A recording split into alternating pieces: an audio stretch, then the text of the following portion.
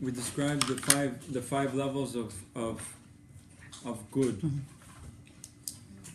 And I won't get into the depth because we did this already, I think even once or twice. So we'll just quickly describe it. We said there's five levels of where a person is able to do good from. And we said the lowest level being, and all this corresponds to Shem Hashem. So Yud, K, Vav, K, that's four letters, but the Chachamim learned that the Kutzor Shel Yud, the tip of the Yud is the fifth level. It's Keneged HaKeter. And we went from the bottom up, so the last Hey upwards, and we said that a person, and he's only able to do good from these five levels, the bottom level being good that he does from his self-interest. And the way that we described that was that when one does in search of reward, or fear of punishment, whereas if somebody would analyze well why he does the good that he does, if he gets to the real true essence, if he's true to himself, he'll realize that a lot of the good that he does, or we can almost say confidently, 99.99% of the good that he does is due to how he'll feel, what is the reward he'll get out of it, what is the self-interest involved in doing the good, or fear of punishment in the sense of, if I don't do this, how will people look at me, or how will people think about me, etc. And if we really get into analyze it deeply, then we'll find that the good is always motivated by some self-interest, and that's the lowest level. We're also defined by our social context, the society we live in. So society dictates what is good and what is bad, how should I act, how I shouldn't act. Whereas society is not a dictator of good and bad. Society shouldn't dictate good and bad, rather the Torah should dictate good and bad. What is actual good and what is actual bad. So to remove our self-interest, the number one thing we need to do is define good and bad. And that's something that we can only get through the Torah. So this is something we need to think about, and we'll look at in the future. We said the second level is doing good, and just to recap for people who weren't here, so Yud K represents the Yud K of Shem Hashem represents the divine soul of the Jew, and Vav K represents the animal soul of the Jew. And the only reason I'm repeating this, because to understand the shiur tonight, we have to remember this concept. The lower levels of where we're motivated to do good from, which is the lowest level being from self-interest, we wouldn't see people doing good if we weren't motivated by self-interest. I mean, one of the ways that God was able to keep the chaos to a minimum throughout history is that human beings are motivated to do good out of self-interest. If they didn't have self-interest, they would have never done good. The animal soul would not allow to do good. It would only allow to do what benefits me. And if good doesn't benefit me, then I would not do it. I don't believe all the time in a picture, yeah. Wait, we'll see. The second level, and this is from the animal soul. So this is the lowest level from the animal soul. Whoever wasn't here in the other shiurim that we described in depth, it's very hard for them to grasp what I'm about to say, but hopefully they'll catch up to it from today's class. Mm-hmm. The second level above this is where the animal soul can do good without any self-interest. The animal soul has the ability of doing good without self-interest. This is spontaneous, it's not often, but there are situations where a person can elevate to a level of doing good and there is no self-interest involved.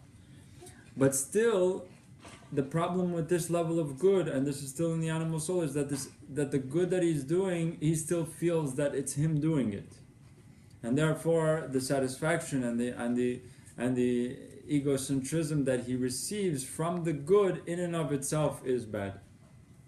So it's still not good, even though it's good that he's doing without self-interest, but he claims all the good for himself. So he elevates the self. If he continues to do good even from this level, he will become inflated with himself. He will become self-centered and egocentric in his essence. Over time, this will lead him to despair, and the reason is because as good as he feels himself to be, the reaction of the world towards his good is not equanimity. It's not equal to what I feel of myself. So people, he'll be in despair to the reaction he's getting from the people for the good that he does. So ultimately, it would lead to despair. And the reason it's leading to despair, as we said in the past, is because he claims the good for himself. And really, the way that we said that all of good comes from HaKadosh Baruch Hu. And if I cannot recognize this, so I'm using the good that God gave me in order to aggrandize myself. Basically, I'm taking something that's not mine, I'm stealing it, and using it in order to give myself a platform, give myself a stage in order to absorb all the good for myself. Okay, so this will be a little bit more understood when we describe today's class. What we're really trying to reach is, how do I get out of doing good out of self-interest? How do I do good without the proper way that Hashem wanted me to do it? And that's what we're trying to reach. In order to get there, we first have to define and understand how we work as human beings, how the animal soul functions, and what is his end game, what is he trying to get. And as we said before, when the snake, the Nachash in Gan Eden tried to entice the woman to eat from the tree of knowledge of good and bad, the way that he formed his approach towards her was, God does not want you to eat from the tree of knowledge of good and bad, because if you eat from it, you'll be like him. And the way that we explain this, what do you mean, I'll be like him? And this is exactly what the Yetzer Hara, as we said, wanted to gain. He wanted to take the credit for himself. He wasn't telling a lie. You will be like him. You'll be able to do good like him. And God doesn't want you to claim it for yourself, but eat from the tree of knowledge of good and evil and claim all the good for yourself. And this also explains very well why we said that Yetzer Hara doesn't want the person to do bad. He wants him to do good. He just wants him to claim the credit. As long as he claims the credit, like the world in general wants to be good, but all it wants to be good is in order to to express their own self-worth, right? People, I want you to see how good I am. I want you to see who I am. But they don't want to give the credit to where the credit's due. The good that I receive, the good that I am, is God's. And if I can't recognize that, then ultimately the what I'm trying to achieve will lead to despair. It will ultimately lead to sadness and depression. As we see today, it's very, very easy to see this.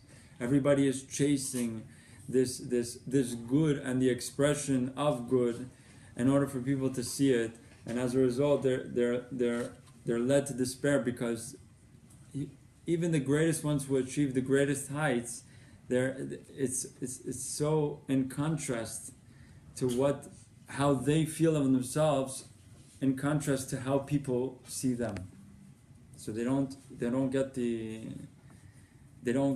results. Always the expectation is this high and the results are this low. So how they meet out is that they're completely in despair over time. They're in depression and despair. Okay, so this brings us back to, I'll quickly just say, the third level we mentioned was doing good out of pure good, doing pure good, but from the divine soul, but not recognizing that the good that I'm doing, I'm recognizing that it's the divine soul doing it, but I think that it's enough and I don't need divine help. It's not important for now. And the fourth level being that I realize that there's a war between the natural good and the good of the divine soul, meaning there's a war between when I do a good deed, did I do it from the natural good without doing it for the sake of heaven, or did I do it from the good from the divine soul? And there's this war between each other. Okay, it's not important for this show. We went through the 5 stages. Now we'll move on to today. We said that this explains very well how this corresponds to Shem Hashem Yud Kei Vav Kei. And the way that Avraham Abulafa is one of the first Mekubalim, he said, what is the Shem Hashem? What are the acronym? One of the acronyms of Shem Hashem Yud Kei Vav Kei. So he said the acronym for Shem Hashem is Yetzer HaTov veYetzer Hara. So basically the acronym that spells out Yud Kei Vav Kei is Yetzer HaTov veYetzer Hara. And the big question that arises out of this is how is Yetzer Hara part of Hashem's name? Everybody follows? Mm-hmm. And now that we understand what is Yetzer Hara, we can understand how this fits. And the reason is because all of Hashem's name is all good, right? Because we said the Yetzer Hara is not Ra. All he is he's doing good, but it's motivated out of self-interest, motivated out of aggrandizing the self, but he's into doing good. So Yetzer HaTov is the part of Hashem's names that corresponds to the divine soul. Yetzer Hara is the part of Hashem's names that corresponds to the animal soul, which in its entirety, all of it is trying to do good. It's just motivated by different levels of doing good. Yeah. This also explains why the arch enemy of Israel, Amalek, he doesn't want Hashem's name to be whole. Right? Amalek, it says Kiyad al Kesya. The mission of Amalek in the world is to always leave Yud K and Vav K separated. Don't mix these two together. Leave me with Yetzer Hara.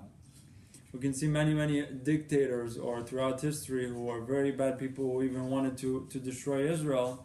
They themselves didn't stand from a level, they didn't want to turn the world into hell on earth, evil. They just said, we as the Jewish people are introducing ideas that lead the human condition into stagnant position. It doesn't cause progress. Like Hitler said, if the Jews weren't on the face of the earth, we can progress a lot faster. Because they introduce morals to the world. This is how Amalek thinks. He's not saying I want to be bad, we'll be very good people. Right? They were Na'orim. They were thinking. They even stopped the Jewish people from shechting animals because it's cruelty. It's animal cruelty. So they have this perspective of being good. They just think Amalek's job is to keep Yud K and Vav K separate. Because if we finally realize that Yud K and Vav K, they're a whole, the animal soul and the divine soul are one unit, then everybody realizes that the good is all Hashem's. And then the game is up. Yetzer Hara, he finishes his career. Okay.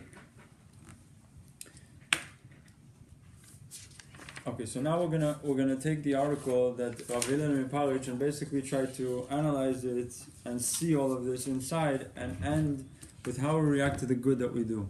So just to sum up in a few words what we said till now is that there's a huge problem for the psyche to reach happiness.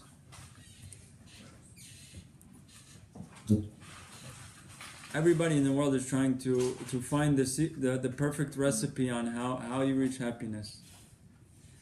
Everybody tried. We tried 5,000 years, 6,000 years, according to them 15 billion years, and still they didn't come up with the recipe. So what is it that's so complex to find out? How is there not one human being in history that can give us the perfect recipe on how I become happy? And in our generation, with all the technological progress and all the even psychological progress, still no recipe. No. And the way that Hashem he hid it in reality, I wouldn't be surprised if it would take another 10,000 years to reach this. If it wasn't for the Torah and Jewish thinking over the years, they're not even close to realizing this. like when you look into how the thinking is, and just to give them a little bit credit, it's almost impossible for them to realize it. Because they don't have the attachment. That's what it means. They don't have the attachment of the Torah in order to release them from this jail. That's why it says Torah is called charut al alochot. Al tikra charut ela charut. In order to reach freedom. Freedom in the Torah means a state of happiness, a state of pure freedom of the Yetzer Hara that is bound, that I'm bound to. I have to attach myself to the Torah and its thinking. And it's the only way to true happiness. That's why in Gemara, in Masechet Yevamot, in Dav Samech Gimel over there, it says, "En simcha ela Torah." There is no simcha, and you cannot acquire simcha, happiness in the world without the Torah. It's impossible. This is a direct statement. Basically says it's an impossible feat. You can't reach it. And what you imagine to be simcha, happiness, is just an illusion. And that's why people they think they're chasing happiness, and here it is. Once I accomplished this, I got there. And then they get there and it's not there. And then they try to fool themselves again, and then they look forward and they say, no, if I get this, then everything will be fine. And they continue chasing a dream that never actually comes to fruition. And really, when you look into the depth of the recipe for happiness, it's so simple yet so complex at the same time. כן, אבל צריך להבין מה הכוונה, מה אחרי המאמר הזה. אבל when you see it, it's right there. When you finally figure it out, it's right there. It's staring you right in the face. But in order to actually get there, and this is what I mean by being complex, to get there and to reach it, it's destruction of self. It's letting go of who I think to be me. And therefore, it's so difficult. But it's not so simple to grasp the logic behind it. It's just really difficult to actually let go once and for all the self. Why? Because of fear of change. We're afraid of, like human beings in their natural state, as human beings in our natural state, we like to stay in the state that we're in because we're comfortable, because we understand it, even if it's hell. I attach myself to a depressed state. I even if I can see that if I just take these few steps it'll be better, but because I don't know what's over there and I do know what's over here, I'd rather stay here. And what we're trying to get to is to understand what is Judaism. It's to stay in a constant state of change. In order to maintain a state of happiness, I need to constantly remove the self, not know who I am. And if I don't know, this is the most fearful state for a natural human being. Not to know, but tachlit ha'idiyah sheneda shelo neda. What is the highest peak of knowledge? To know that you cannot know. And if I stay in this state of not knowing constantly, I am in an ever-changing state. I am always changing. And that always changing is what the Torah calls life, being alive.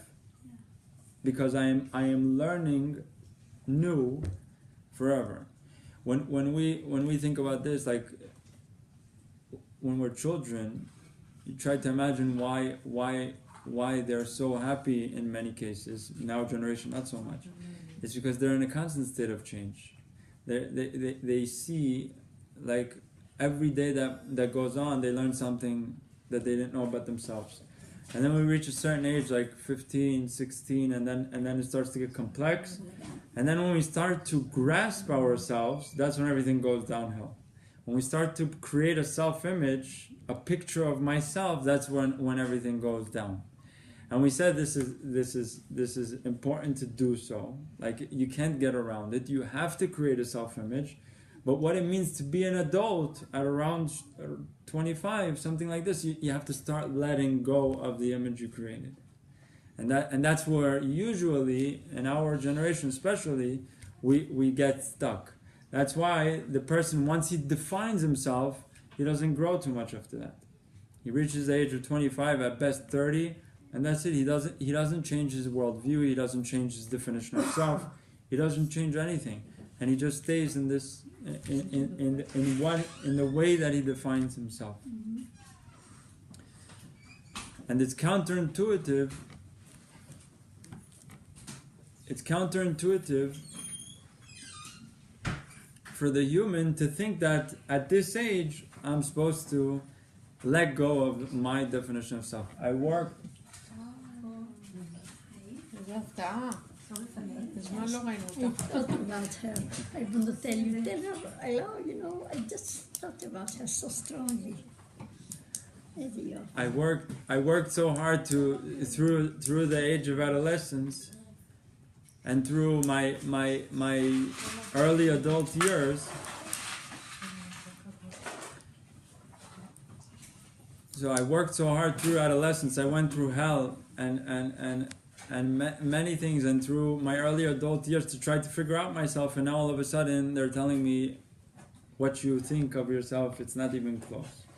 It's not. You don't even have the beginning of the definition of self. And the only way to actually learn more about the self, is to let go of your definition. And that by definition is how like people would, or psychologists today would define fear of change. Like even there's many syndromes that like a person was taken as a prisoner or kidnapped. So there's something called Stockholm syndrome. He gets so addicted to the state that he's in, he'd rather stay with his captor than go back into the free world. Or even a person who's been in jail for many years, he'd rather stay in jail than to go out to be free. This is the human condition. That's the animal soul. We have to let go of the animal soul. The Torah comes to do away with the animal soul, teaches you how to let go of it, and finally enter into a state where I am alive. I am ever changing and I'm ever progressing. Okay, so let's read this article that was written by Rabbi Hillel Miparich. He was a Chabad Chassid, known as Ha-Chassid. He was a great Chassid. And he wrote this article in order to basically describe everything we said until now. So we'll start.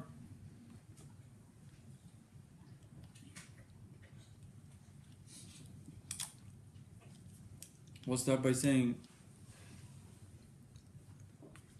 Okay, we won't start by saying that because most of the people aren't here and I won't be able to explain it in depth and we won't have the time. So we'll start from this. It says like this: להבין עצה הייעוצה, שלא ייפול לב האדם עלה בראותו שאחר עסקו בתורה ותפילה לא נהפך לאיש אחר. So he comes up with this beautiful insight that says you need to understand one of the most important pieces of advice that one can ever get, especially one on this level. That he shouldn't fall to despair. His heart should not fall to despair when he comes to the realization that all the work that he's done, all the mitzvot that he's kept, all the Torah that he's learned, didn't change him even a little bit. We'll see what he's trying to get at. But we'll just quickly give a little bit background. Is that one can learn night and day. He can do all the mitzvot in the world, and if he just stops for a second, if he stops doing the mitzvot right now, or if he stops learning Torah and just for a minute he does what's called cheshbon nefesh, he starts to look into his soul and peer deep, he'll realize I'm still the same person. I don't feel any changes. Nothing. It didn't do anything to me. So he falls to despair as a result of this. So he presents this problem. It's a serious problem. And he falls maybe to Yush. He falls to despair in such a case. And especially if he's a Baal Tshuva, if he did Tshuva in his early days, if he would have known this truth, he probably would have never done Tshuva. Because if he would have realized that what was the reason he did tshuva? He was fed up with the state that he was in. And he finally wanted to become a better person. And he thought that if he's going to go and do tshuva and learn Torah and do all these things, he'll become a better person. He'll be able to live with himself, knowing that I did good. And what is he telling us here? He's telling us, doesn't matter how much you're going to learn for the rest of your life, do all the mitzvot, be the greatest person who ever existed, still, you, in your essence, you didn't change even a little bit. And now we'll try to grasp this concept. Okay. So he continues by saying, "Va'inyan ki be'emet guf ha'adam hu b'shikutzo kemikedem." So he says, and the inyan, the situation we're presenting here is that one should know that truthfully his animal soul, his guf, his body is still the abomination that it was when it all started. Nothing changed. והוא כמו למשל בית חשוך ואפל שאי אפשר להפריד החושך ממנו ולגרש כי אם על ידי שמדליקים בו נר. Now he uses a parable to try to grasp this concept. He says, think about it like this. Even from a physical perspective, does the natural world, does this planet give off light? If I'm in this room right now and I didn't light it up, it would be dark. So it's the essential state of this room is darkness.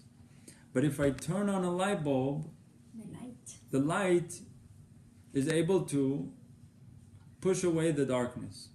But the darkness didn't depart in its essence. It's still right here. The essence of the room is dark. The light was able to push it away. But if I turn off the lights right now, the darkness goes right back to the state that it's in.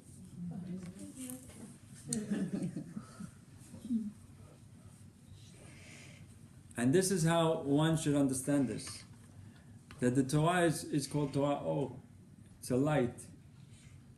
And all the time that I'm connected to it, the light turns on and the darkness is pushed away. But if I let go for even a second, the darkness goes right back to its natural state. And I'm exactly where I was, just like before. Now, we have to analyze this into more depth to try to really, really grasp this concept. Because it might sound very logical right now, but it's still a very, very shocking statement. It means, what he's saying here in its essence, is that human beings cannot change. Or, in essence, human beings at their natural state, they're not good. And what we mean by good is not the good that I do because of self-interest or good that we do because of the levels of good we talked about, because that's God's good. But the essence of the animal soul, in and of itself, it's not capable of doing good. And when I connect to Torah, then I enjoy the light that right now I am connected to. But if I think that I am changing while enjoying this light, this becomes a huge problem in the psyche. And that's what we have to try to realize. Okay. אבל אם אתה עובד על המידות שלך, אז אתה כן משתנה. And as מה זה לעבוד על המידות? This is what we're trying. She says, but if I work on the attributes, my characteristics, my character traits, so then I become better. And work on his midot, so he is changing. What does it mean to work on the midot? It means to connect to the Torah and learn. So now I'm getting better and I'm getting better and I'm getting better. But what's making me better? The Torah. Now if I let go for a second, I go right back to... Yeah, but before you say that it's whether do... רגע, we'll see, זה יהיה הרבה יותר מובן עוד שנייה. אבל אמרת משתנה. אמרת שדעת תשובה גם לא משתנה. אף אחד לא משתנה. יפה. כל עוד שהוא מחובר, all the time that he's connected, then he feels a change. He feels some progress. He feels different. 100%. But if he credits this difference, to himself, he's gonna fall to despair just like before. So this is what we're trying to see. Okay. The Torah says like this. The Torah says all the time that one is learning Torah, Ashchina imo. Even if there's 10 people learning in a room, the Gemara Masechet Brachot goes into, if there's 10 people learning in a room, the Shekhinah is there. If there's 5 people learning in the room, the Shekhinah is there. If there's 3 people learning in a room, the Shekhinah is there. If there's 2 people, even if there's 2 people, and then the Gemara goes and says, even if there's 1 person, even if there's 1 person learning in a room, the Shekhinah connects to him at that moment.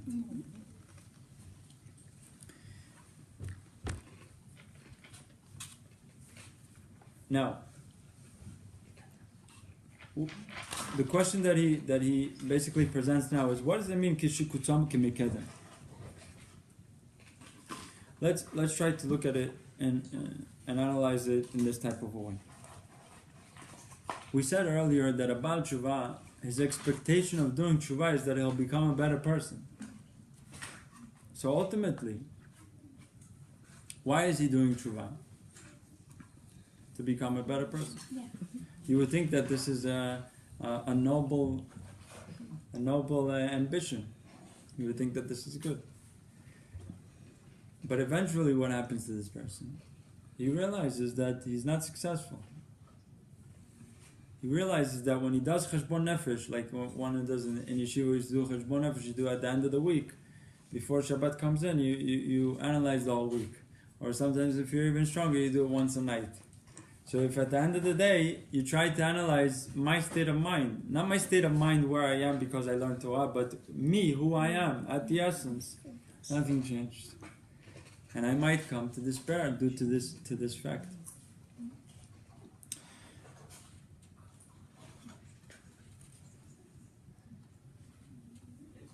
Now, chasing satisfaction for the benefit of progress is very, very bad. Why am I learning Torah? I'm learning Torah for satisfaction, and in order to progress, to find myself at a higher state than I was just 10 minutes ago, just yesterday, just a week ago. So what am I doing? I'm learning Torah and I'm measuring. Okay, where am I at now? Like in yeshiva, you used to learn a Gemara, you finish a Gemara, wow, I'm this much smarter. I'm chasing intelligence, I'm chasing a progression, a better sense of self. I'm running after, nothing changed. Just like before, I was chasing a platform in order to aggrandize myself, I'm still doing the same thing. Nothing changed. The only thing now is that I'm using the Torah in order to do that. So instead of being a celebrity, now I want to be the chief rabbi. I want to be Kohen Gadol, Bet HaMikdash. Whatever the case may be. But I'm still chasing a title. So how about if you're saying you're doing it just to get closer to Hashem? Wait. And to The learn. question, I might say this to myself, but am I getting close to Hashem? That's the question. That's what we have to refine. We have to analyze this and understand it properly in order to get to the bottom of this and understand where is this leading me. My chasing self-interest in order to gain, my chasing the satisfaction from my self-interest, right? Even we said this is one of the most subtlest levels of bad, of evil. When I do good, not for the sake of benefit, right? It's not the sake of benefit. It's in order to feel satisfaction. Right? I do good. I helped somebody today, and now, I feel so great. I feel so good on what I did. So look, he didn't do anything. He didn't do it for the sake of self-interest. It is a level of self-interest, but it's much less the self-interest that we spoke about till today. Like the self-interest for what am I going to get out of this? Like a reward. Or I'm helping this person in order to get something out of him. Manipulation. Rather, I just want to feel good about myself. Huh? מה זאת אומרת? לעשות דברים כאלה, כמו שהיא אמרה מקודם, להתקדם להשם. Okay, אבל למה? What's the end game? What am I trying to get out of it? They say you learn Torah. So we're saying the subtlest level of evil. I'm saying the subtlest because you don't realize that this is the most difficult state to leave and notice that you're not doing it for the sake of heaven because you think everything is fine. What am I doing? I'm only trying to gain satisfaction. I'm not doing it for benefit. I'm not doing it to manipulate. I'm only doing it to feel good about myself. So you might mistake and even go on your whole life without realizing that you were completely on the other side of the game. You were on the wrong side of things So completely. how the sentence come? אל תעשה את התורה קרדום כדי לחפור בו. נכון, זה עניין של הגדלה, הגדלת עצמי. אנחנו אומרים רק, זה הגדלת עצמי כלשהי, it's also aggrandizing myself, but it's only for like this subtle benefit of self. I want to feel good. I want to feel good, what's wrong with that? I want to feel happy. Okay, so we'll take it one step forward and we'll try to grasp this.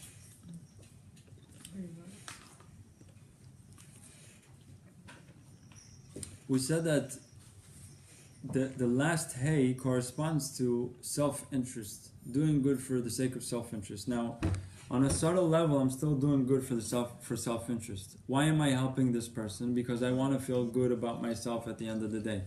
So I have self-interest motivating the good that I'm doing. I might not care about what I might get out of this person. I might not care about how this person thinks about me even. But I do care how I feel about myself once this good deed is done. And we said that this corresponds to the last Hey in Shem Hashem. The last Hey in Shem Hashem, it corresponds to Malchut, like we spoke about. Malchut, what is Malchut? Malchut is a Hashem Malach Geut Lavesh. Malchut, on the external aspect of Malchut, kingdom, is the external sense of pride. It's ga'ava, right? Malchut is a state of ga'ava, hitnas'ut. I am the king. But what is the pnimiut of Malchut? What is the internal aspect of Malchut? We said shiflut. What makes the king the highest person in the land is his state of lowliness, how low he feels. So yes, on the external, he seems to be the highest person, but the reason he reached the highest level is because he's the lowest person in his own eyes. So, on an external level, Malchut represents hitnasut, ga'ava, but on the internal level, it's the lowest level, as we'll see, of lowliness, shiflut. This term and that's what we're trying to define, because today's the last class on how I react to the good that I do. We're really trying to get a proper definition of the word shiflut. And hopefully today we'll be able to reach that. So let's move a step forward.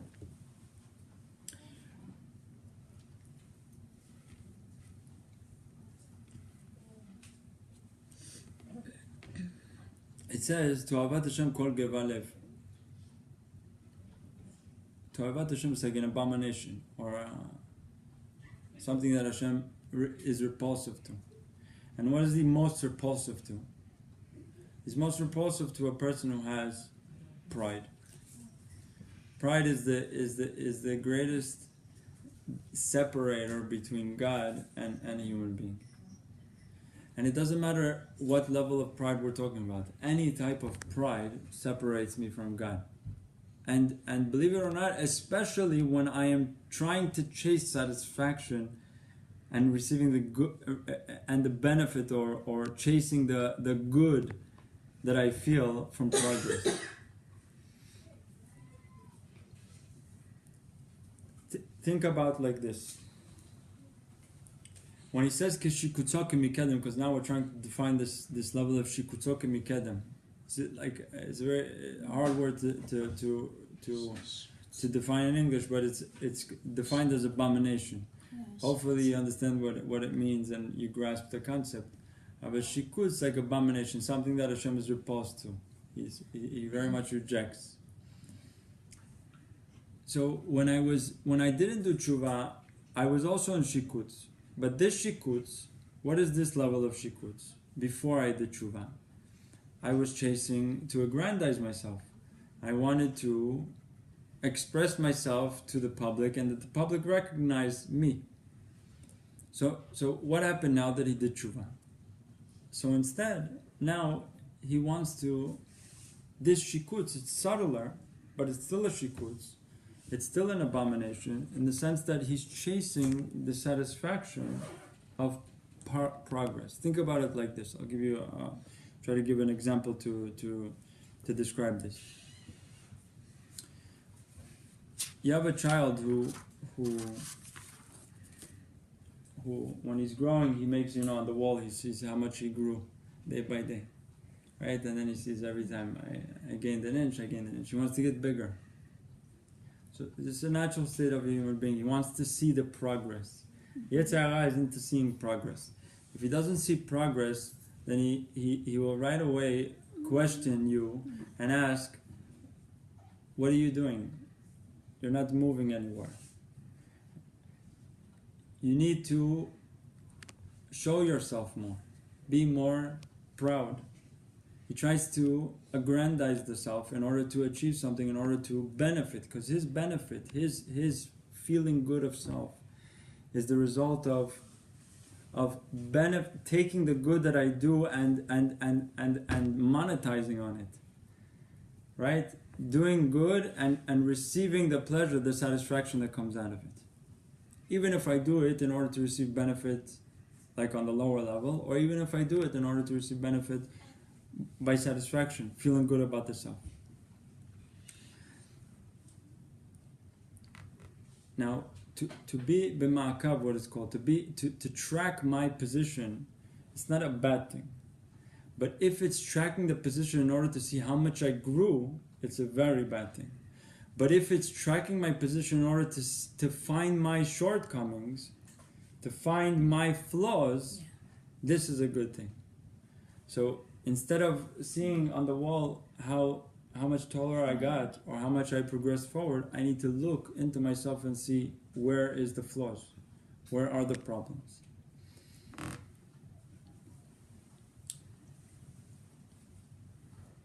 What we're saying now is, even if there's the slightest chasing for benefit, for satisfaction, then it's enough to ultimately bring me to despair. It's very important to understand that. Ultimately, even if a person reaches this level where he's chasing satisfaction, which seems to be very subtle and not maybe even noble in many people's eyes, ultimately it will lead him to despair. He will not be happy. So we said earlier, what is the recipe? This is not the recipe for happiness. So we already basically removed two states which cannot reach happiness. One of them is trying to chase happiness in order to aggrandize myself. The other one is in order to benefit, in order to chase satisfaction. These two will not lead to the happiness that we're trying to reach. And ultimately will lead to despair, to depression, and even ultimately death. Because what do we mean by death? Even death at old age, if it was a life that just went downwards from the age of 25 by defining the self and slowly going to, then it was death. The whole life was death. There was no actual life. So life is an ever-changing state of not knowing, of movement. Okay. Okay. אתה אומר, אתה אומר שאם אתה בודק את הגדילה שלך בשביל לראות כמה השתפרת, זה לא טוב. אבל אם אתה עושה בשביל לראות מה אתה צריך לתקן, אז זה טוב? כן, כן. אז אתה אף פעם לא מאושר. רגע, חכי, שנייה, עוד שנייה זה יהיה מובן. One more minute and this will be also, it will be understood. What I'm trying to say, and this is what we'll get to in a minute, is that we'll read on another minute and I'll answer your question. Give me one more second. We're just going to present now a problem with what I just described and which he presents here. And he says like this. כך על ידי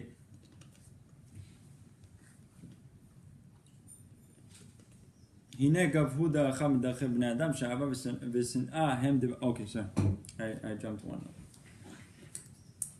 He says like this. He comes to another contradiction. Because how could it be that if in my essence I'm kishikutsoki mekedem. I'm an abomination as before. So in essence, as soon as I stop learning Torah, I stop doing mitzvot, or I stop praying, then essentially the light turns off, and the darkness that I am just comes right back. I mean, we can literally how to say feel this. It's palpable. If one just notices, like, we can come to a class and learn Torah, and then all of a sudden see, wow, I have all this, I want to progress, I want to go, I want to move, I want to do. And then as soon as I go home, it all goes away. What happened? Where did it go?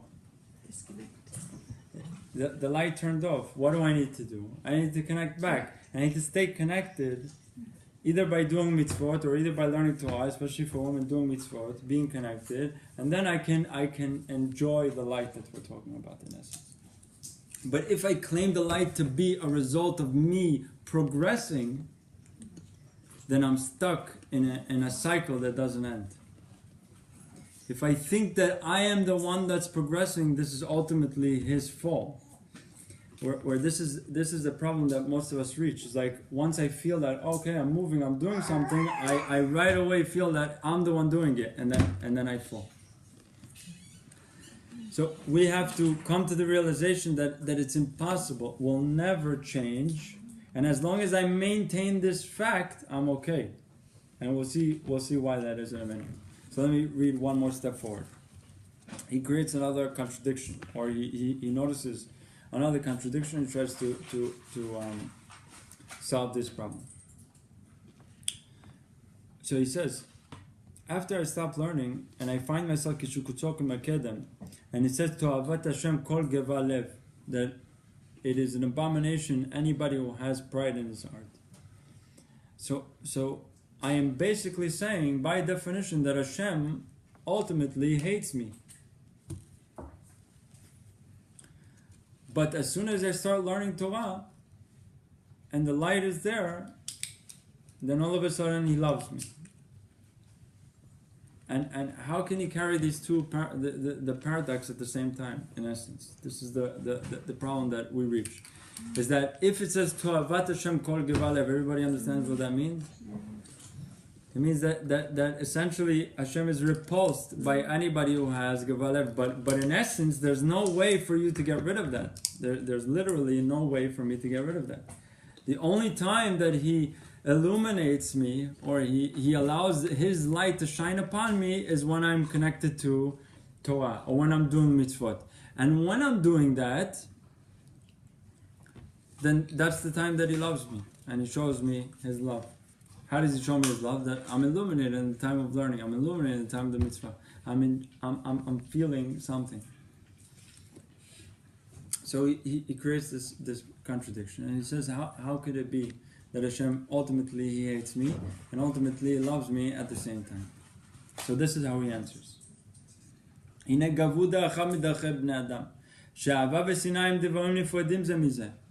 For human beings, to love and to hate are two opposites, and you can't love something you hate, and you can't hate something you love. But for Hashem, this contradiction doesn't exist. Ela Hashem noseh hafachim. He can love and hate simultaneously, and there's no problem for him to do so. What does this accomplish? So let me read and then we'll explain. ומקום שיש שנאה אין אהבה, אבל הקדוש ברוך הוא יכול להיות אהבה ושנאה בדבר אחד, והנה כשיתבונן היטב שהתורה מאירה בו אור בשעת עסקו בה, הנה אדרבה, יהי לו מזה שמחה אמיתי בהשם יתברך. Okay, let's explain this.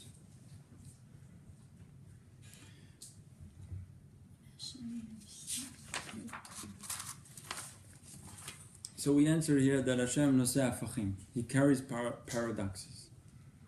Hashem can love and hate at the same time. It's not a problem for him. He loves the good in me, and when I learn Torah, he loves it so much that he allows the light, the Shekhinah, to rest upon me. That's how he expresses his love towards me, is that it says even one who is learning in a room Hashem rests His Shekhinah on him. How does He express the love towards that person? That He rests His Shekhinah on him. But as soon as He closes the book and I go back to Kishikutsoki Mikedem, I am essentially now proud, egocentric. Because in the essence of the animal soul is only egocentricity, is unable to achieve any higher state. So now essentially I'm in a state of hate. There's no light being rested upon me. There's no Shekhinah being rested upon me. So he starts by saying that Hashem carries paradoxes. Nosea Fachim. One of the Shem Hashem is Nosiat Tafachim. That He can love and hate at the same time, essentially, simultaneously. Now, we already hinted on what is love of Hashem. What is the love of Hashem? But now we'll just try to elaborate or analyze this a little bit deeper.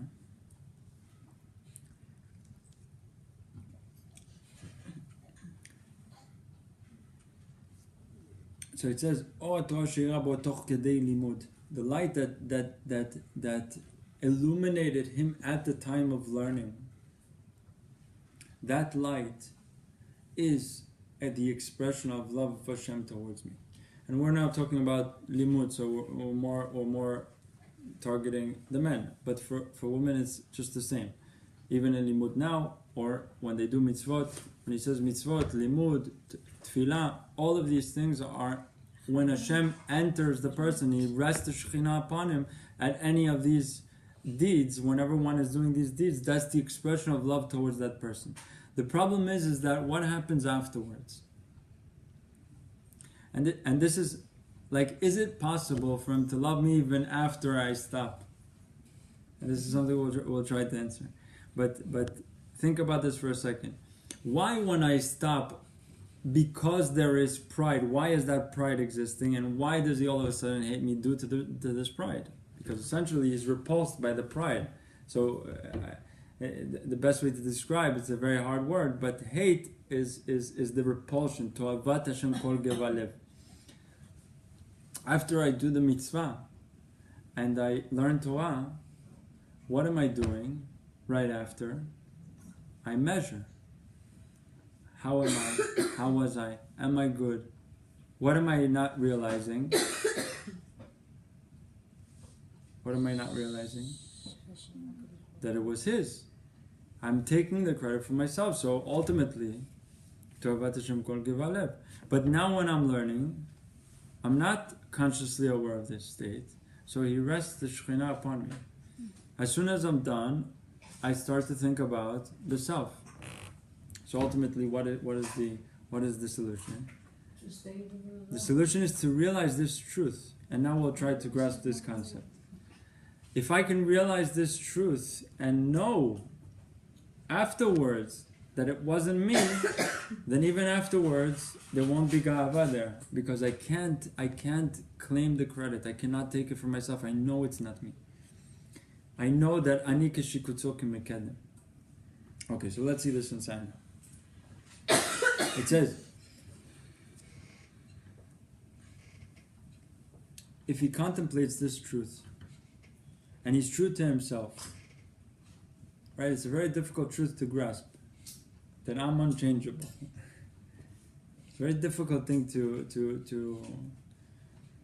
ultimately swallow this pill.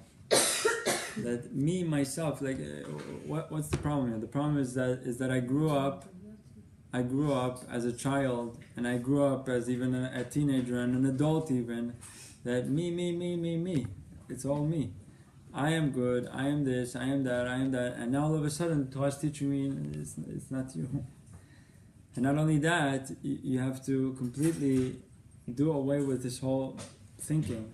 And now I have to swallow this pill and understand that it's not me. I am not the center of attention. I am not the one doing anything. And if we really analyze this deep, when a person is doing mitzvot, his motivation is chasing a better version of the self. And this in and of itself will lead to despair. Okay, now follow this train of thought and let's move one step forward. In the Zohar, it's called Ushpizichan Shel HaKadosh Baruch Hu, or vessel of HaKadosh Baruch Hu, is that I accept this truth. I'm true to myself that I am not the source of the good, and yet the source of the good is connecting to the Torah and connecting to the mitzvot. But true simcha is the simcha ba Torah itself. So now let's try to grasp this. In Hebrew, the term is called sipuk ishi, right? Sipuk ishi is like a satisfaction of the self, satisfaction of growth of self, satisfaction of achieving, of accomplishing, of doing great things, and assessing or giving the credit to myself, taking all of it for myself, saying at the end of my days, these are all the things that I did, how great I was, etc., etc., etc. Hopefully telling the grandkids and the children and showing them all what you did good, and hiding all the bad. This ultimately leads to despair. This is not the recipe for happiness that we tried to describe in the beginning of the class. But now the way that we described it, what are we saying? We're saying that at the time of learning, at the time of mitzvot, and even afterwards, I realized that me, I am not changing. So what happens now when I'm learning Torah? I'm learning pure Torah for the sake of Torah. There's nothing motivating me there's nothing making me do this maaseh or do this deed in order to receive something afterwards. Purely for the sake of Torah. Yikarai mipninim, it says. Yikarai mipninim gimatria Torah. The Torah is greater than, how do we say pninim, like pearls. But the way that we'll describe this, we'll say it like this. We said that the last hay of self-interest corresponds to self-interest. The last hay is malchut. And pnimiyut malchut is what? Shiflut. Why is the ultimate sense of pride, Hashem malach geut lavesh, or giving a person the kingdom, is the greatest achievement in the sense of pride? Why? Because he reached the highest state a human being can essentially reach. How did he get there? Pnimiyut shiflut. Pnimiyut malchut hi shiflut. Why is he on such a high state? He's on such a high state because he reached the highest state of shiflut. What is shiflut? Lowliness, yes. But what is shiflut? Realizing this truth. That what? That ani kishikutzo kimikadam. What is shiflut? Lowly in my own eyes. Nivzeh be'enav yemas. How does in Tehillim it says nivzeh be'enav yemas? That the person in his own eyes should be how is despised. He should despise himself in his own eyes. That's what it means. That literal translation is nivzeh be'enav. I should be despised in my own eyes. This is the level of malchut. And why is it so connected? Ga'ava and shiflut are so connected in the sense that they're the same. They're just the external and internal. Because the greatest sense of lowliness reaches the highest state of pride externally. Meaning, right, he receives the most centricity. Everybody is looking towards him. But the reason why everybody is looking towards him, and it's not damaging him, it's not turning him into an egocentric or inflated sense of self, is because he's able to maintain this truth. What's the truth? The truth is that I am kishikutzo kimikedem. Nothing, I am not doing anything here. I am not good. It's my connection to the Torah. That's why a king has to attach himself to a Sefer Torah. It has to be attached to him at all given times. Anywhere he goes, anything he does, he should always be learning Torah. It says, puma megirosai. He never stops uttering words of Torah. Okay. We're going to take this one step forward and then complete this article.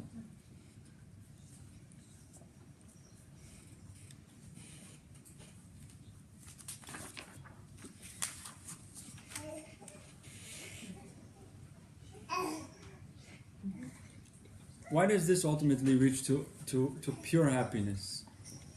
Why does maintaining such a state of mind or maintaining this truth in my psyche lead me to the greatest state of happiness? Who can tell me? Because you're not expecting anything, you just let your life be. You're right, but I want something a little bit more. You're right that not expecting anything, but it's more than that. It's not expecting something, because by saying I'm not expecting something, I'm ultimately saying that I don't believe that this to be true. Because I'm just telling myself I don't expect, but I am. But we're saying something a lot deeper. I know that I am not. So we said swallowing this pill is very difficult. שאתה כאילו החפץ של הקדוש ברוך הוא, ומה שאתה עושה זה רק דרך השם. Okay, so I'm going to read one more part of the article, and then we'll analyze and describe it. זה לא קשה. שימו לב. This is the mechanism God created in order to maintain humility, in order to maintain a humble state. And this is the only way to reach true happiness. That's why I said in the beginning of the class, I can understand and give them credit why it's almost impossible for them to reach it, but it's not so difficult to grasp. From a scientific perspective, or from an empirical state, if I was able to analyze the psyche, how can it actually maintain a state of happiness? It has to work through this methodology. Like when we're learning and with this, we because feel human happy. beings, as soon as they inflate the self, it's like you said, their expectation of the inflation of self is how people will react to me. That's what they were fighting for. Like a kid, what does he think about? When I grow up, so everybody's gonna notice me. They're gonna pay attention to me. I'm gonna do great things. I'm gonna be something special. I'm gonna this, and even the parents help them. You're a very special child. You're gonna be great. You're different than everybody. You're unique. You're special. And they just aggrandize themselves. When they grow up, and even if they reach this achievement, they still don't attain happiness. So ultimately, a human being is destined to despair, unless he's able to grasp this method, this understanding. If he can't grasp this understanding, he cannot make it. It's impossible. That's why the Torah said, "En simcha belo Torah." To take that one step forward, it's "En simcha belo Torah." We'll just say this. I'll say the same, and we'll explain it. He says like this. He continues by saying this.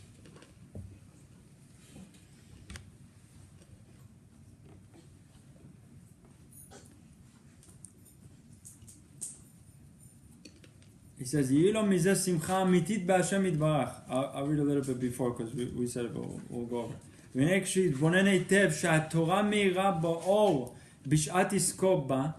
When he will meditate on this in depth, he'll realize that the light that shines upon him and illuminates him at the time that he is learning it,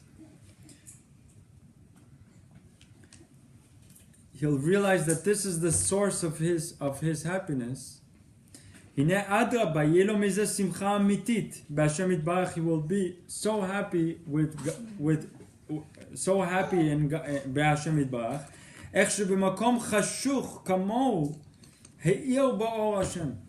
That in such a place of darkness, I am a place of darkness, right? We said that this room at its essential state is darkness. And only when I bring in the light, what is the light? The Torah. I come to the realization that how did I merit that the light is shining in such a place that's so dark in me?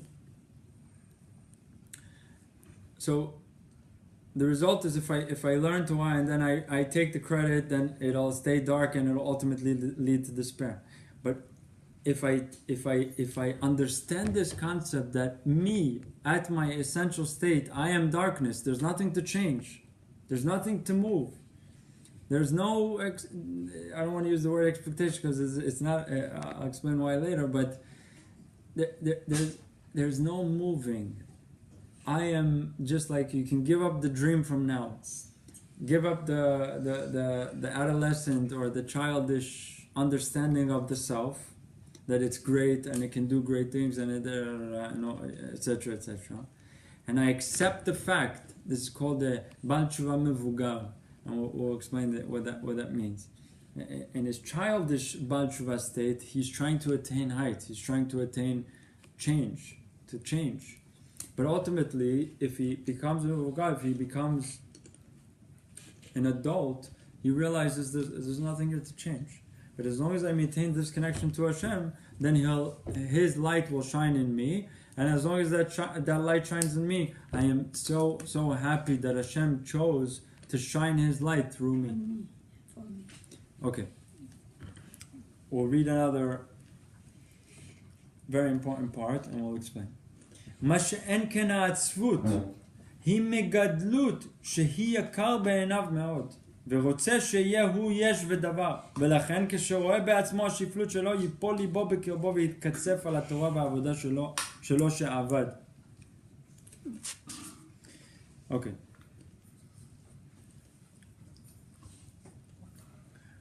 But when he realizes this truth, or before he realizes this truth, we'll say, why is he falling to despair every time he realizes that the Torah I didn't change? I'm still the same person.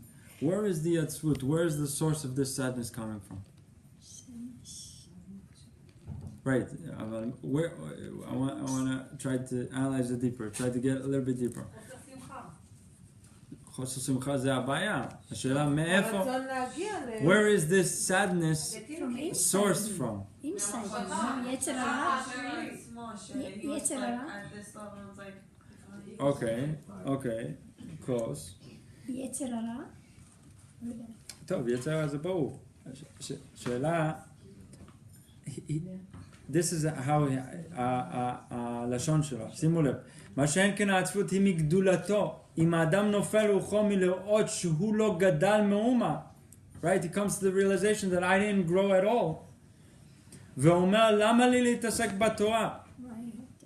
Why should I learn Torah and why should I do mitzvot? It doesn't do anything anyways. What is the cause of that? What is that's the despair, the sadness that he reaches. זה אך ורק הגאווה שלו שהוא טרם מודע לכך. All it is his ga'ava that he's not yet conscious of it. Which ga'ava? The ga'ava that he would progress. He's not yet aware that he's unchangeable. And as long as he maintains the state that if I learn more Torah, I will become better and better and better and better. As long as he stays that state, so he'll reach a state, he'll go back and he'll look, nothing changed. So why should I do this? Ella, the whole problem is sourced that אך ורק בא מטרם המודעות שלו שהתגלתה שהגאווה היא the source. He's not yet aware that his ga'ava is the source of all this problem. Let's say it in another way. What is important to him? The Torah, HaKadosh Baruch Hu, or himself? Himself.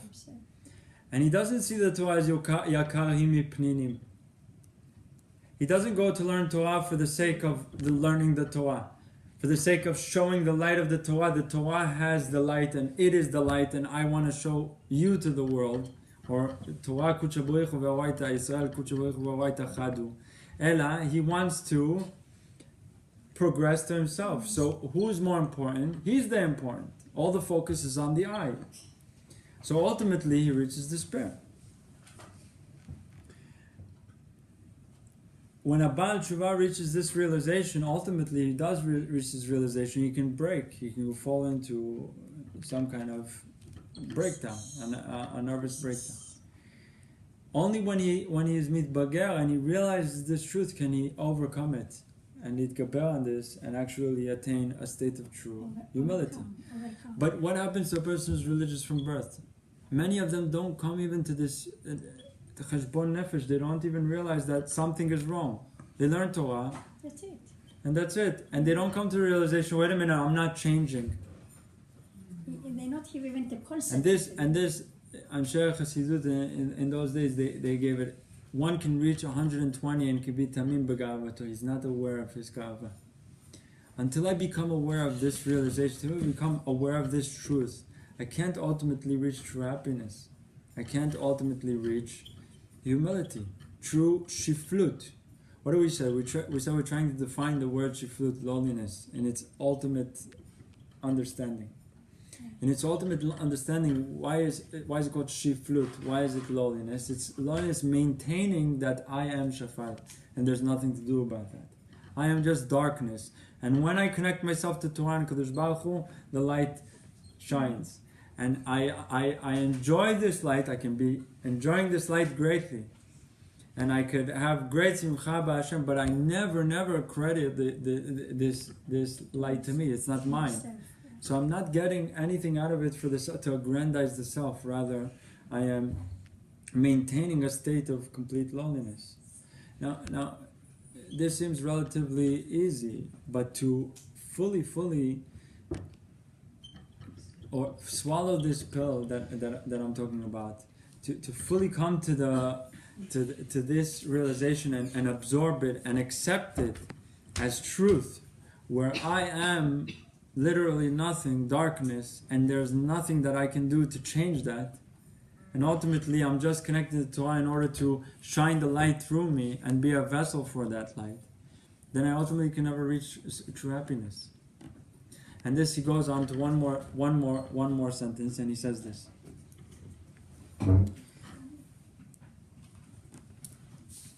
He says, מה שאין כן כשהתורה המצוות הם יקרים בעיניו מאוד מאוד. The Torah and mitzvot are very precious to him. כל מה שהוא נבזה בעיניו יותר, יהיה השמחה יותר. He says, but if the Torah and mitzvot, they're the ones that are precious to him. Because what does he want to elevate? The Torah and mitzvot. The Torah and mitzvot are the good. That's what I want. Then the more that he despises himself, the greater the simcha inside of him. That's why David HaMelech said, Nivzeh be'enav yimas.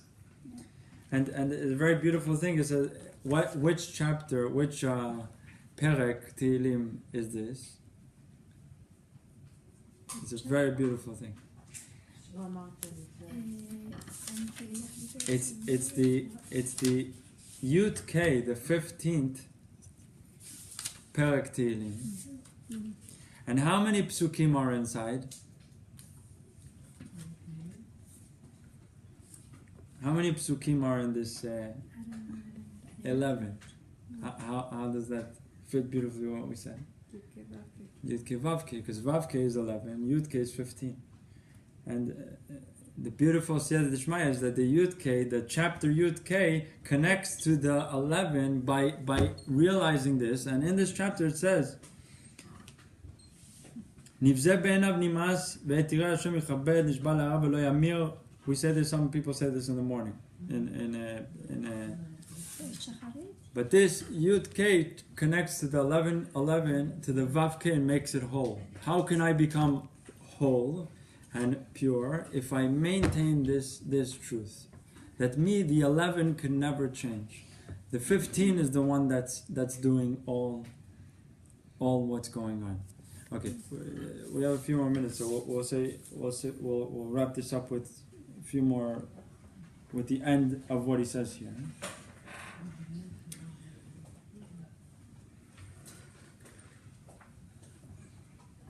And then he says like this. וזהו מאמר חז"ל היסח הדעת. That it says, אין המשיח בא אלא בהיסח הדעת. רצה לומר שמסיח דעתו במקום שהוא, שם לדעת תורה ועבודת השם וכו'. There's a famous statement that the sages say. אין המשיח בא אלא בהיסח הדעת.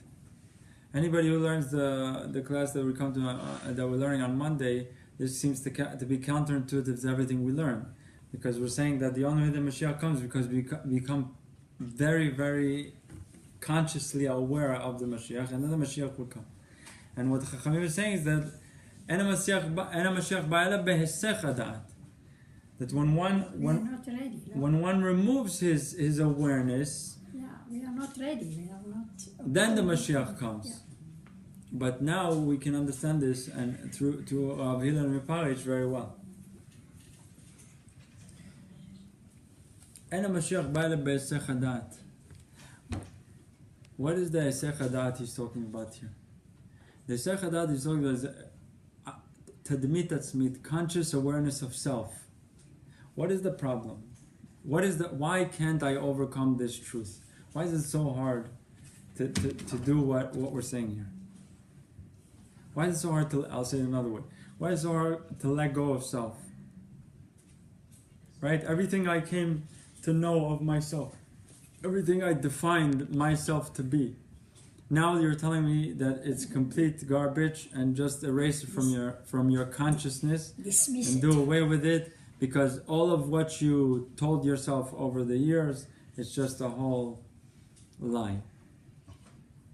One of the things we mentioned in the Monday class, a very logical way to see this truth, is that how does one come to define himself? Anybody think about this? You have to really sink this in. Like the way the other people look at him. That's a חברה שלו. Also true, but he really defined himself from event to event, or from interaction to interaction. We'll say it so it'll be understood. A day goes by and I interacted with many people, and I have my interpretation of what actually happened. How do I interpret what actually happened? Always to my good. So am I actually creating a true self-image, or just what I want to think? That's what we want to think. So who am I? We don't If I know. would ask the other side, the other person, who am I? Would he have a completely different description? Also not the correct one, but still You have something. But still, he'll have probably a much more insightful description. Whereas my complete history of myself is defined by memories that I tainted in order to present a self-image that is acceptable to my consciousness. Again, we follow what I just said? I create a self-image from memories that even if you go like a year passes by and I want to recount the memory, you'll notice that the year passed by and I recount the memory is different than what it was the first day I remembered it. Why? Because now it even changed for the better. Over time I changed my memories in order to create a better self-image of the self. So if I just by logically try to describe who am I am lost. I'll give you an example. But one more second. But the Yetzer Hara has to maintain a self-image in order to maintain the lie. And he has to maintain a good self-image, a proper self-image, a good mirror image of the self in order to maintain sanity. If I was to walk around thinking that I am the worst person on the face of the earth, I'd truly fall to despair. So how does the Yetzer Hara maintain some kind of sanity? He creates a self-image that you define according to your memories that you tainted with in order to present. But what are we saying here? We're saying that the Nefesh Elokit Chelek Elokim Mima'al Mamash is just like Hashem cannot be defined, then I cannot be defined. As long as I'm defining myself, I'm stuck in a state that I can't move. That's why we said at 25 years old, one has a good definition of self. Usually when he stops moving, when he stops progressing, when he stops even in a sense aging in the mind or aging the self-image.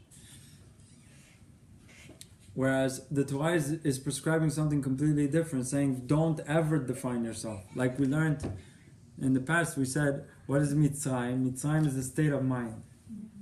Mitzrayim is a place where you can't leave. It's a jail cell.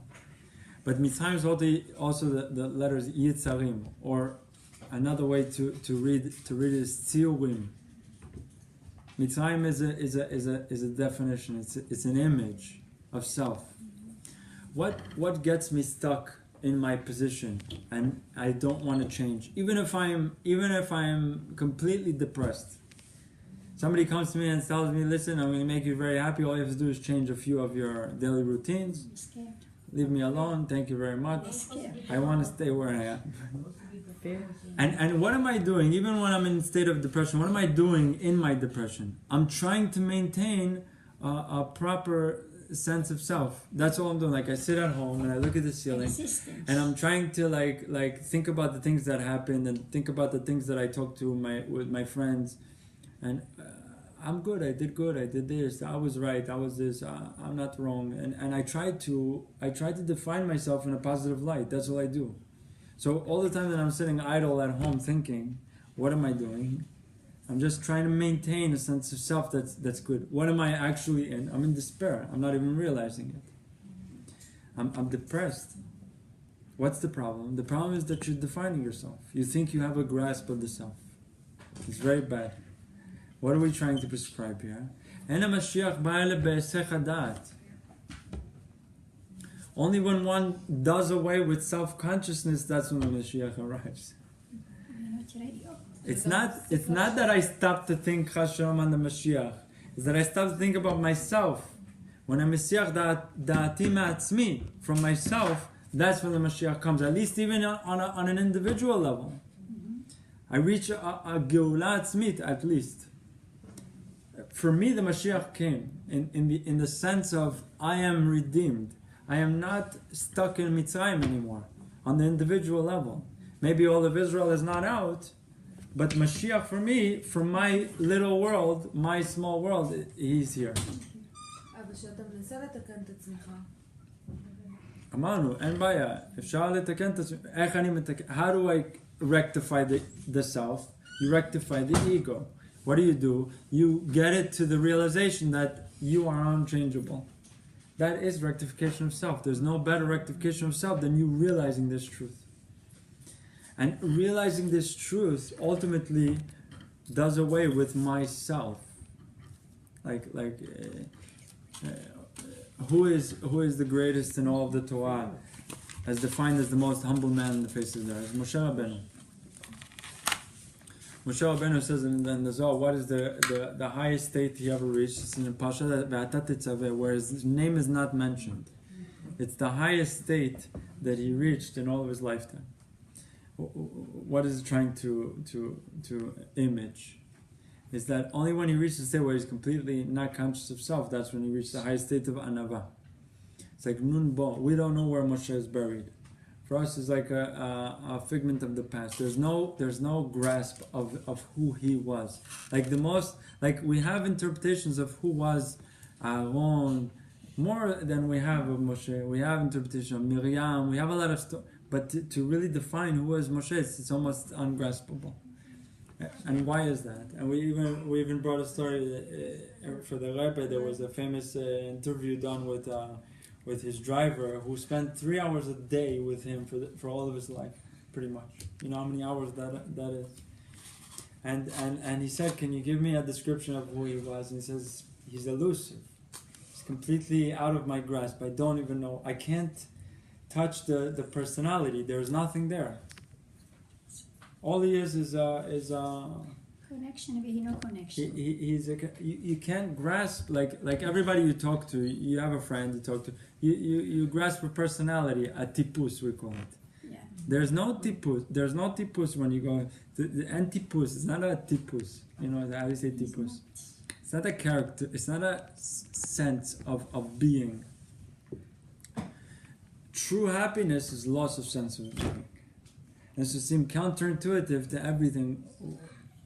And that's why it says, Olam hafuch ra'iti. When I went upstairs, I looked down. This was the completely opposite world of how I logically interpret or how I intuitively grasp reality. Like we'll say this, we'll go home, but letting go of the self seems so distant that I'll never reach it. But it is possible. The possibility comes through attaching myself to Kadosh Baruch Hu and not trying to achieve heights. And I'll leave it with a story of Hillel HaZaken. Hillel HaZaken is a famous story that a girl came to him and told him, "I want to be Kohen Gadol." This girl also came to Shammai and he said, "Get out of here, you crazy. You can't be Kohen Gadol. A girl can never be Kohen Gadol. A Levi can never be Kohen Gadol. Israel can never be. Kal v'chomer, a girl can never be Kohen Gadol." So he just dismissed him. But Hillel HaZaken, what did he tell him? He told him, no problem, come and learn. And he told him slowly, don't worry, just learn.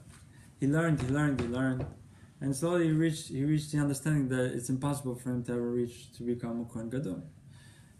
What was Hillel doing? He was telling him, you're a child right now. You're trying to do tshuva. Fine. What happens when a person does tshuva? He wants to reach, just like he was when he was secular, he wanted to reach great heights, he wanted to be something special.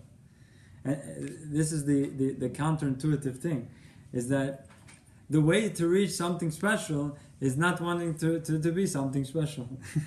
It's just to become a vessel. So you're fighting yourself your whole life to not be able to reach what you're trying to reach. It's like a very... It's like to exist. It's a cliche that exists in all of history. Like what you want to be or what you think you are, what you never reach it because you're chasing it too much. You're thinking about it all the time. So he tells him, you're slowly going to get older and then you're going to realize. What are you going to realize? It doesn't matter if you're Kohen Gadol or not Kohen Gadol, if you're Chacham or not Chacham, if you're Talmid Chacham or not. It doesn't matter. What truly matters is one thing only. If I reach the state of shiflut that I'm supposed to reach, if I reach this state of lowliness, whatever I in my potential can be, I will be. Whatever that is, it doesn't matter. It'll just be done through me. Moshe, he grasped this concept. And he becomes Moshe Rabbeinu, not because he wants to be Moshe Rabbeinu, because he doesn't want to be Moshe Rabbeinu. And his understanding that me, myself, I cannot change. Whatever I do, it's just my connection to Hashem and connection to the Torah. And the result of that connection is what's giving off, is what I am giving to the world. Okay. Any questions still here? A pasuk that also maybe defines this state, a beautiful pasuk says, Ki yashev b'choshech Hashem oli. What is this pasuk trying to depict? It's also trying to depict everything we said, Tom. Ki yashev b'choshech. Who's the choshech? Who is the darkness? I. Ki yashev b'choshech. I am the darkness. Hashem hu oli. The illumination is Hashem. But if I now, as a result of that illumination, start to inflate, then what happens? I fall to despair. So again, it's the same thing that we went over a few times. If a person does a mitzvah and then he inflates because of the mitzvah, so what is more dangerous, a mitzvah or avera? No. The mitzvah. Because the mitzvah leads to a sense of ego. What does the avera do? Why did Hashem create this mechanism that's called avera? Why did He allow a person to fall to avera? Avera is to maintain sanity. Because if I inflate after I do good, and then I do more good and inflate more, what happens to me? It's a world of crazy egocentric dictators. So what does Hashem do as a result in order to maintain sanity? It says, what does He do? He lets go. He says, you just stole my light in order to aggrandize. I'll let go, and you'll fall. And then you feel, what do you feel after you fall? Lowliness. Very good. That's what I want you to feel. Because you're nothing. If I let go if I let go of you, even for a second, you're done. So don't try to take the good that I gave you in order to aggrandize yourself and credit yourself with all this. Because if I let go for a second, you're done. You're going to close. You're going to go bankrupt. The ego will always go bankrupt in the end of the day. Ultimately, when does it go belly up? Death. Death is the ultimate realization of egocentricity. That where is Hashem taking us? This whole world was in order to teach us this lesson. You come into the world and your hands are closed and you want to attain greatness, and in death your hands are open and you realize that you can't attain anything. we're slowly moving towards death. Moving towards death is realizing this truth. What is life? Life is attaining this truth before you die, and maintaining the state that I am nothing. If I can attain that state, maintain that state, then you will live in true happiness. And the more nivzeh be'enav yamas, the more nivzeh be'enav you are, the greater happiness you will achieve. Because what does it mean to be nivzeh be'enav? It means to not be self-conscious. And we give this example is that people don't realize it, or is that when they say I want to go out and have fun, I want to go on vacation, I want to become free, I want to let loose. What are they getting loose from? From themselves. The stress around them. What is the stress? The stress is an illusion. The stress is created as a result of my interpretation of my sense of self. When I go out to have fun and I drink and I let go, what am I not conscious of? Myself. That's why I'm so happy. we pay money for this. People go to concerts to lose the sense of self. They'll pay thousands of dollars to lose sense of self for a few hours. To us, teaching how to lose sense of self 24 hours, 7 days a week, forever, and not go back to it ever. It's maintaining a state of ecstasy, like a very high state of happiness for long periods of time. It's not fake. The reason I don't fall to despair, I don't have a hangover the next morning, Exactly. is because I don't I don't give myself the illusion or this perception that I was the one who created that state of happiness. Ella, it was rather Hashem who infused the light into me, and that's why I was so happy. If I can maintain this truth, then I can stay happy all the time. You don't need vacation, you don't need nothing. You don't need anything, right? Adaba, you won't want to go on vacation. You never want to leave this state. You want to continue working or Oved Hashem. You want to continue to be Oved Hashem at any given time, whatever that means. Like, think about it like this. Moshe Rabbeinu doesn't go on vacation. He's on vacation all the time. He doesn't want to get away from this. He's not stressed out. What is the stress? You asked about the stress before. The stress is just the residue of my self-consciousness. It's like I create this illusion that, well, I have all this problems around me, and I have to maintain it, and I have to do, and I have to, and I have to, and I will do, and I fix, and I this, and I that, and I don't know why it's happening. I, and I don't throw anything on Hashem. What does Hashem says? Hashem says, it says in Tehillim, Et asher Hashem yoav yuchiach, and then it says right after, Ki avcha, Ashrecha Hashem yavcha, v'hu yichal kelecha. What does this pasuk mean? Ashrecha Hashem yavcha. What does yavcha mean? Throw on Hashem all of your stress, all of yourself. V'hu yichal kelecha, and He will maintain you. But you want to take it upon yourself. You think you're the one who's doing. I am the one in control. So Hashem says, okay, you're the one in control. Have fun. Have fun and realize that you can't maintain anything. The kids are falling, this is falling, financially you're falling, everything is falling. But because you want to be in control of everything and you want to claim all the credit to yourself, enjoy the burden. If you realize that it's me and you need me, then I'll bring you up, and I'll take care of everything. I'll change your state of mind and I'll change your environment to make it a lot more comfortable. Okay, we'll stop here for today. Any questions still here? He will make the heavy, lift your heaviness. That's why I said one of the things. It is fascinating. This is how. One of the things that we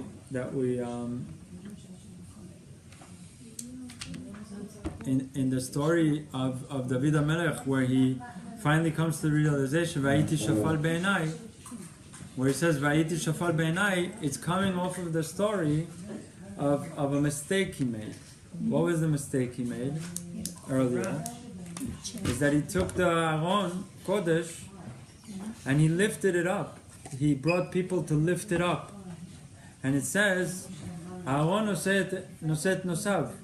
You're not allowed to lift up the Aaron. The Aaron is supposed to lift you up. And because he made this mistake in the beginning, he thought that I am lifting it up, then he was punished. But afterwards he realized, I am not the one lifting up, and then he was able to go up to Yerushalayim with the Aaron Kodesh. This is what it means. Hashem, He's carrying you, but if you think that you're carrying yourself, you're gonna feel very heavy. You get it. Like Hashem, He can remove the illusion of gravity. Like one of the things, even scientifically today, they say, why is it so hard to get up in the morning? Literally, what is the reason why it's so hard to get up in the morning? Is because of gravity. Gravity is like mishika. But a person who has no egocentricity, then gravity, literally Hashem can reduce the level of gravity on a person, and he feels very light. He doesn't feel heavy. Like when we do something, when we do things, we go and we try to help somebody. If I feel like any resistance to helping, what is the resistance? Why is there resistance? Why is it so hard for me to do this good for this person? Gravity, ego. Because my ego is creating the illusion that why should I help that person? They don't deserve it, they didn't do for me, they didn't do this, all this illusion. And that creates the resistance, it creates this heaviness. But if I can do away with it and understand that it doesn't matter who I help, what I help, I'm not doing it. I'm doing it because they're close to Hashem, I want to stay with the light. It doesn't matter to who. That's why the Torah says that if you can help your enemy or help somebody you love, always help your enemy. Because that will help you to overcome your own condition. It doesn't matter who or what. It matters what you're doing right now. And if I'm connected to Hashem and doing it, then I feel very light. If there's any resistance, if there's any heaviness, this is my ego that needs to be checked.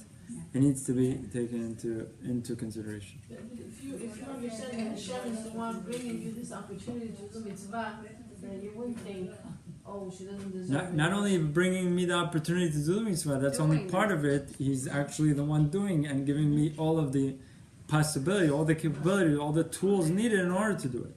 So he's doing everything from A to Z. Yeah, I understand. But as long as I maintain this illusion that I am responsible for this good, then I'm gonna end up in a bad place. Over time, it might work for a Baal Tshuva in the beginning, but ultimately he'll reach despair. He'll say, "What do I mean? I'm not nothing is happening. I don't feel progression. I feel that I'm going backwards." And the problem is that he's thinking that it's me. And צריך להודות להשם at the end of whenever there's something that a mitzvah that you do, להודות להשם גם הוא נותן לך את היכולת לעשות. even in ודאי צריך להודות להשם, but a mitzvah that I do, even to just say these words, is wrong. Really? A mitzvah that I do. It's a mitzvah that he does through me. We have to change even the way we talk He's giving me that to do it. to describe. No, he's actually doing it. Yes. He's using But the you. reason why it feels like it's me is because I have an egocentric state. Like I give myself this illusion that I did it. I just helped that person, and I create this whole thing that like if I helped you, you should help me. And now if I go back to that person, he doesn't want to help me, so I'll be like, Oh, I don't know. how do I realize? How do I like bring it to the surface? How do I realize the truth? It's very simple. If I want to really check if I'm doing things truly, then what is my reaction a year after I helped somebody and they didn't help me back? Will there be any even feeling inside of resentment towards that person? There shouldn't. Yeah, if you're learning Torah, it should V'dai. But it is it's also Because right now by definition I'm claiming that I helped that person. No. You see, it's very hard to get out of that. It's very, very bedakuyot. It's very, very subtle. I have to write But down it's the but it's sentence. but it's so true that one has to come to this realization. Hashem usually does this. He tells the person not to help. He creates the situation not to help back to show you that you weren't the one who did it. And this we said this because we're in a form of a woman.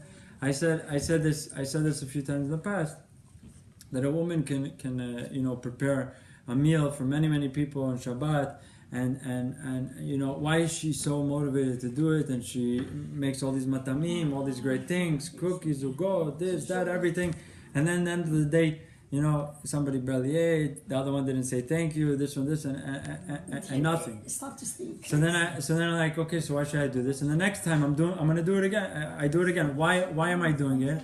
I'm doing because I want to feel that goodness, but then the results are very bad. So what's the problem? Why is Hashem not acknowledging my what I'm doing? He's not acknowledging because he's trying to show you who you are, the mirror image. I was the one who created. I was the one who gave you the opportunity to do this meal for everybody. I was the one who helped you do it, and I did it in order for you to connect to me. But what did you want? You wanted the reaction of the people. You wanted to feel satisfaction and attention from those people. Okay, so I'm not going to allow them to give you that satisfaction and attention in order to help you grow up. So he's just mirroring you. You didn't recognize where it came from. You didn't recognize that the good came from me. They won't recognize the good that came from you. But if you were doing this for the sake of doing it, because you're so happy for doing this because it connects you to me, then trust me, the people will also acknowledge and it's by the way, but it's not important. It's not why I do it. I actually take satisfaction in the doing rather than the results for afterwards. I'm happy right now when I'm cooking and making. As soon as I'm done making, I'm looking for something else to do. Not the eating part. The eating part is not let them eat, enjoy. But I'm looking. Okay, can I get you anything? Do you want anything else? I'm maintaining the mitzvot. Yeah. I'm maintaining this because I want to connect to Hashem. Hashem will acknowledge His love to you by telling the people to give thanks, leodot, and it will be great. But it's not in order to receive from them the attention. It's Hashem giving you the attention that finally you realized what I was trying to get at. So how do you respond to people But saying thank even you when you say no thank you? No, Because it wasn't me. I know it wasn't I me. think this say, is so why how do you in respond to that? Chassidut, believe it or not, a thank you is coming to question halakha. It doesn't say not to say thank you, but it say it might be ribit. It might be interest. Because if I say thank you, for example, if I loan you money, and after I loan you money, you give me the money back, and then you say thank you. So this is a problem in halakha. If you say thank you, it could be interest, and you're not allowed to give a Jew money with interest. The thank you, the benefit of thank you, can ruin the mitzvah itself, because it can give a sense of inflation. And this is exactly the point that we're trying to demonstrate. Mitzvot lo nitenu bishvil lehenot bahem. They're not in order to achieve satisfaction or recognition. They're in order to connect to Hashem. Mitzvah mishon tzavta. It's in order to connect to Hashem. But if you're trying to connect to yourself because you want to feed off of humans' emotions, you're trying to feed off of that, then you threw God to the side and you're just using Him and to benefit you. To get out of the cycle is very difficult. But over time, with a lot of practice and the things that we're going to mention in the next coming shiurim, Like you want to describe, I did something. I don't want to say I did. you don't need. It's between you and Hashem. It's acknowledged between you and Hashem. There's no need to tell anybody the story. This is first thing that you start when you do mitzvot is never to tell anything you do. This is one way to give a blow to the ego, because the ego loves to tell the stories. Oh, I helped this person. I did this. So I when did that. people thank you, what do you do? I mean, You don't. It does nothing for you. So you don't. You try to resist. You try to resist the reaction of So it. how do you? Tendency to say that. You recognize right away on the spot that it was Hashem. Yeah, I To always a say tendency it's to say Hashem, it. it's not me. But not- they always continue but to not say say I it, wanna know say it. It's like, No, I know it, but you're supposed to, I mean, people are expecting some kind of response. I'm like, if I just sit there and not say anything. No, you could say you're welcome, but it doesn't do it. It's like saying, it's like the Rambam said to when I'm talking to my kids and I want to give them, ktsat musar, so I could scream at them, but I'm not screaming on the inside. I'm not angry on the inside. It's just external. The same thing. The welcome is on the external. It's not real. It's not because I'm acknowledging the thank you from you. Minimus. It's not. I'm not affected by it. And you'll see as you gradually raise to much stronger heights, the thank yous that they give you, they do nothing in comparison to the love that Hashem is expressing towards you. The affection that Hashem is showing you as a result of you not inflating is like in relation relative to the thank you is like zero. It's nothing. It doesn't do anything for me. There's no effect. But now in our state of mind that we're in, we're feeding off of these things. We live for them. We're waiting for somebody to acknowledge and recognize me. And to get out of that, and right now it's so difficult to let go. That's like the transition. It's like getting off of drugs. You have to go through a state of despair. You have to go through depression, like letting go of the state of mind that we're in, letting go of loving to talk Lashon Hara, or waiting for somebody to recognize me or give me attention, is the first state of detoxification that one has to go through. And detox is always going to give off what we call despair. It's always going to end up in depression. But to get happy, I have to go through a depression in the beginning. When I'm detoxifying, if somebody's detoxifying from any drug, he's going to go from whatever state he was in of depression to deeper depression, and then he'll finally get out on the other side happier than he was when he got in. The same thing. What are we trying to detox from? Trying to detox from the self. And to do that, we have to go through these stages.